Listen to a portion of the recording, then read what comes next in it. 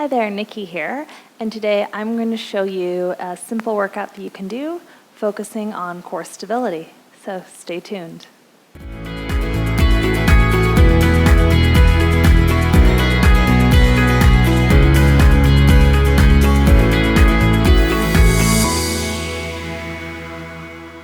Okay, so getting into it, just really fast, why does it matter? What is really the focus or the idea of core stability? So in a nutshell, you kind of have two layers or units of your core. There's an inner unit. Those are all the little guys like the multifidi and the transverse abdominis that actually help stabilize all the little segments of your spine.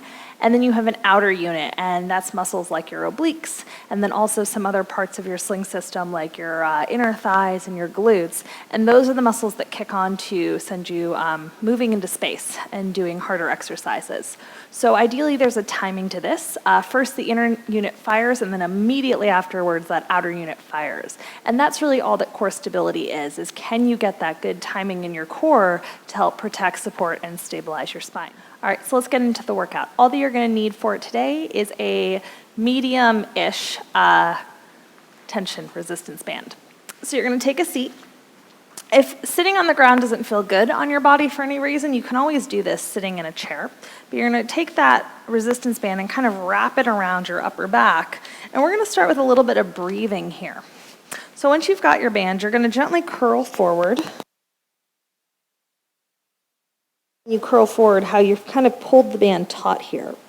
And we're just going to start by tapping into our breath. So I want you to do an easy inhale, and as you breathe in, feel how your back can gently expand into that band, and as you exhale, feel how your core contracts and everything softens. Do this a few times, just sort of feeling how you can breathe breath into the back and the front sides of your body. So every time we breathe, there's actually a little automatic core contraction that happens that helps stabilize the spine. So the first thing that you can do to improve core stability or core strength is actually simply just breathing well. Go 2 more times like that. And last one. All right, so now we're going to take this into a little bit of movement. So that band is around your upper back, kind of right around the shoulder blades. You can have hands on either side of it. Reach your arms out to the side. You're going to sit nice and tall. And again, if you're sitting in a chair, I would just be kind of near the front edge with feet flat on the ground. I want you to reach energy out through your arms. Feel how you can kind of settle your ribs right on top of your pelvis. That's actually going to help improve core engagement. And when you're ready, you're going to inhale, twist to one side. And exhale, come back to center, and then going the other way. Inhale, grow a little bit tall as you twist. Easy exhale to come back. And having that little bit of resistance in the band should help you kind of feel how your upper back is helping initiate that twist. For a lot of us, we tend to not move through here. And actually, that's part of what causes some of that instability in those postural misalignments. So a lot of the time when you think about core stability, you often think about bracing, but the ability to actually be fluid and move through your spine and engage your core is just as important. Let's try one more each way. Easy breath in. Exhale, gently feel your abdominals contract as you come center. Easy neck, one more time, twist. And come on back to center. Great. From here, release your band. Take your legs out in front of you. Hang on to the band. You're going to need it in a moment. If you want to transition, for the heck of it, why not? Reach your arms out in front of you, reach your legs out in front of you, breath in, exhale, gently roll your spine down, bone by bone to the floor. Let your head rest, and then go knees bent, feet flat on the ground. Grab your band, take it up and towards the ceiling. You're gonna have a little baby tug on it. My band is really long, so you're not getting caught on yours the way I have in mine. Once you've got it there, you're going to take a little baby tug on the band and just feel how that activates the muscles in the back of your shoulders and let your collarbones get a little bit wide. I want you to soften your ribs down towards the mat. And when you're ready, you're going to inhale, gentle tug of the band to take the arms overhead. Only as far as you can without letting the ribs lift off. So this would be going too far, right? Ribs stay down. That's your core engagement. And then exhale to come back to center. Try that a few times. Inhale, feeling that gentle expanse of the breath. Shoulder blades glide up and away, but keeping space between the neck and the ears, and then coming back up. Now again, this is kind of your base option. If you're a little more advanced, you'd like a little bit more obvious core engagement, shall we say, take your legs up in tabletop, and now still, without putting a big arch in your back, you're going to inhale, gentle tug, arms go overhead.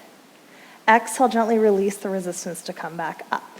So this is kind of your level 2, if you will. And the core stability piece is you're going to focus on not changing the distance between your ribs and your hips. Everything in your center will stay solid. And now if you need a little bit more, you could always add in the legs. So you can inhale, reach the arms, reach the leg. Now you've got a little bit more abdominal challenge. Again, you've brought in psoas and hip flexor. Exhale, bring it up, and then switch. So kind of the more moving pieces you add, the harder it's going to be to maintain that core stability or maintain that distance between the ribs and the hips. Nicely done. Let's go one more. Inhale to reach. Exhale to bring it in. And then let your feet find the ground. From here, set that band to the side. You're not going to need it anymore. Take your arms down by your sides and just set your feet about sit bone distance apart, flat on the ground. So here, we're going to try a neutral bridge. And the goal of the neutral bridge is, again, to maintain that core stability. So anytime you don't bend in the spine, you're going to get more activation of that inner unit or those deep spinal stabilizers. So you're going to take a breath in. Exhale, sink the ribs, push down into your feet. Feel how that activates the glutes and hamstrings. And then slowly lift your hips straight up towards the ceiling. Now, if you're like me, you have a tendency to want to lead by popping the ribs up. So I want you to think about keeping the ribs as soft as you can. And then inhale, let the tailbone lead ever so slightly to come back down. Try that a couple times. Exhale, push down into the feet. Find the outer edge of the foot, find the inner edge of the foot. Gently hovering the hips up, ribs go down, pubic bone reaches up and over the feet. And then inhale, lower.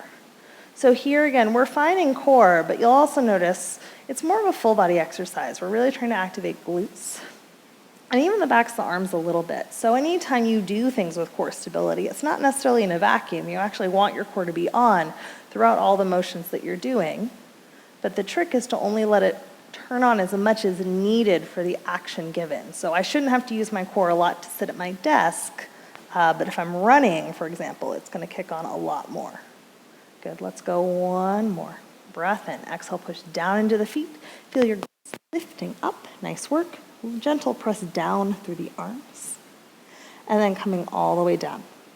Great, we're going to transition here. So again, if you want to be fancy about it, reach the legs out. Take the arms up, soften the ribs, breath in. Exhale, start to reach the arms forward, gently tuck your chin, rolling yourself up with control. Sit tall. And then you're going to flip to come onto hands and knees. We're going to go one more movement here, kind of challenging again, that core stability or keeping the distance between the ribs and the hips stable. So now when you're ready, you're going to reach out opposite arm and leg. Sometimes it gets called bird dog, sometimes it gets called swimming prep. I'm not super concerned with the name, but what I want you to notice here is how, again, abs should be on to minimize shifting or falling off to the left side. That's pretty common. And then lowering that arm and leg down. This is, again, your base option. Modified, you could always do just the arm and the leg. Good. Now you can stay with this, but again, add on. So if you want to challenge this time, reach the arm and leg out, hold. And now what I want you to do is take the arm and the leg away from the body, trying to minimize shifting in the back or hips, and then bring it center. So again, adding more challenge to the core. Collarbones wide. Open the arm and leg. Bring it in.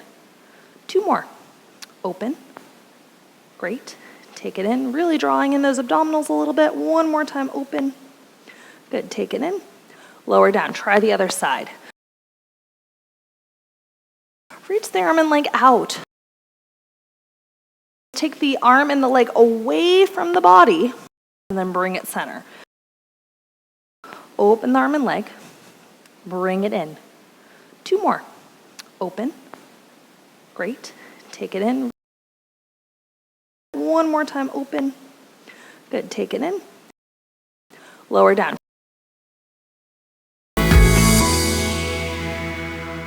Think getting fit requires being in pain?